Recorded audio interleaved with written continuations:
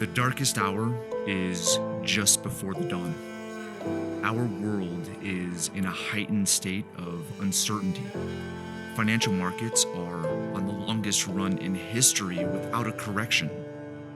Society is the most divisive it's ever been. And the financial media has monopolized the narrative of financial advice.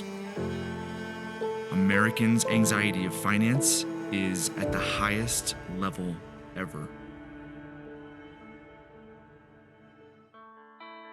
But there's a movement of financial professionals who meet every year with a purpose beyond themselves. It's more than an event, more than a conference. It's an experience, a transformation.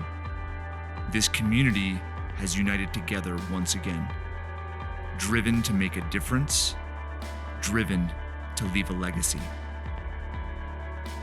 Just like a fish not being able to understand what water is, it's sometimes difficult to examine your practice and examine your life, to identify your opportunities and the possibility of breakthrough.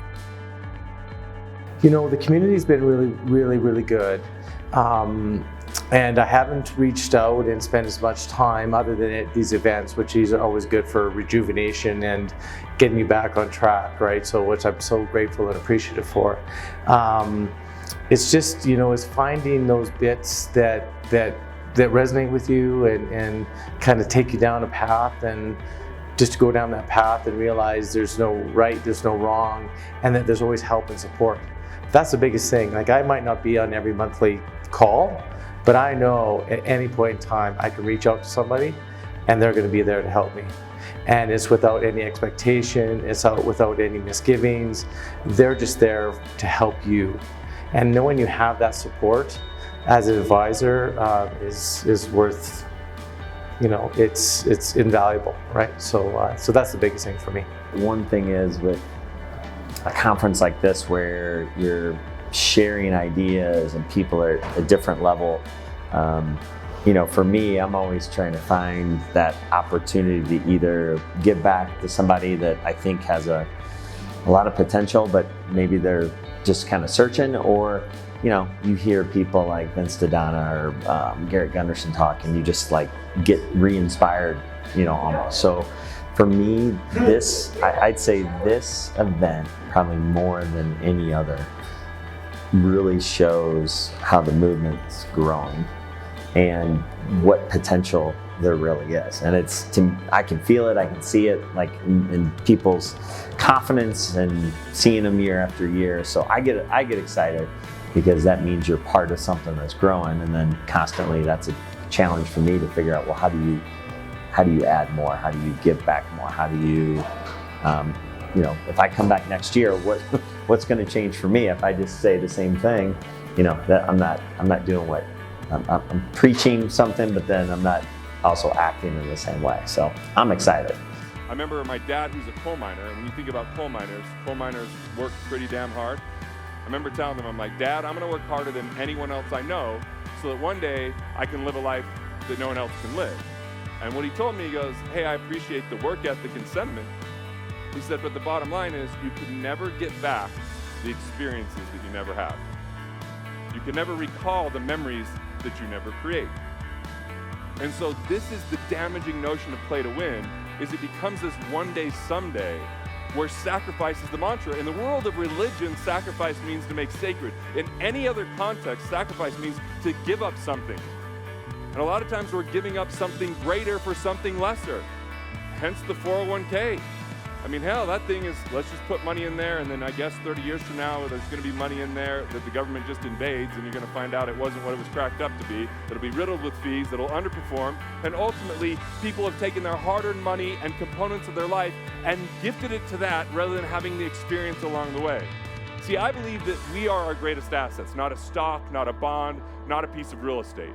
And the real investment is the investment in ourselves, in an understanding and exposing our skill sets and developing those skills and understanding the biggest vision that we're capable of. And so the best way I could say this in the convergence of purpose and profit is that the most of the population that is playing not to lose or playing to win, their entire purpose is profit.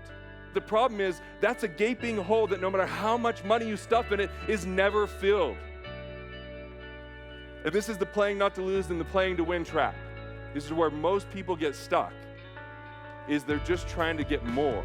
And there's a disease to more, because as you add more, you'll find out, like I was in a room once at a mastermind, and someone sold their business for $80 million, and they were super depressed because as soon as they sold it, someone told them a story about a friend that had sold the business for $1 billion, and they immediately felt broke. I have a friend here in Salt Lake, his name's Jeff.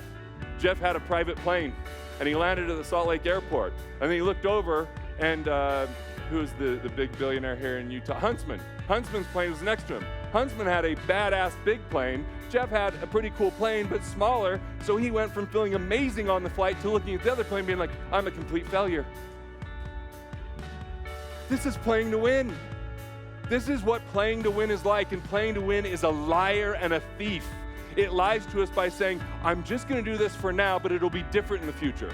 So we tell our family, we tell our friends, not now, but later. But guess what? We just continue to have more opportunity. We continue to have more things piled onto the plate. We continue to try to earn more money, and then we eventually get there checking off all the boxes. And guess what people feel like when they check off the boxes?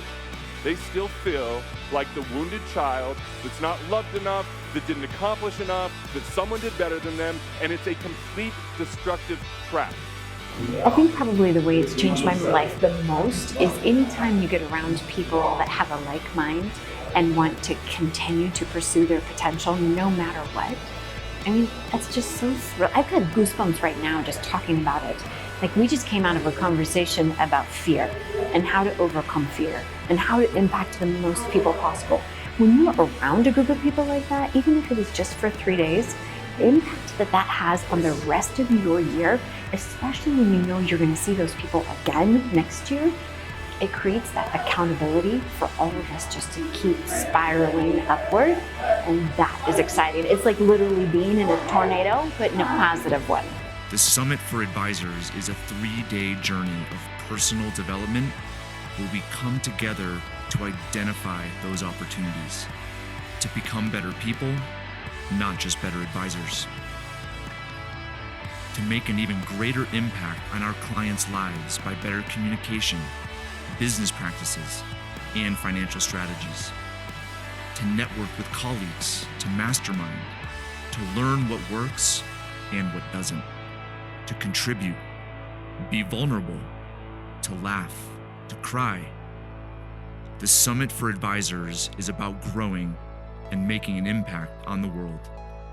It's 3 days of personal and professional transformation. We want you to be a part of this group.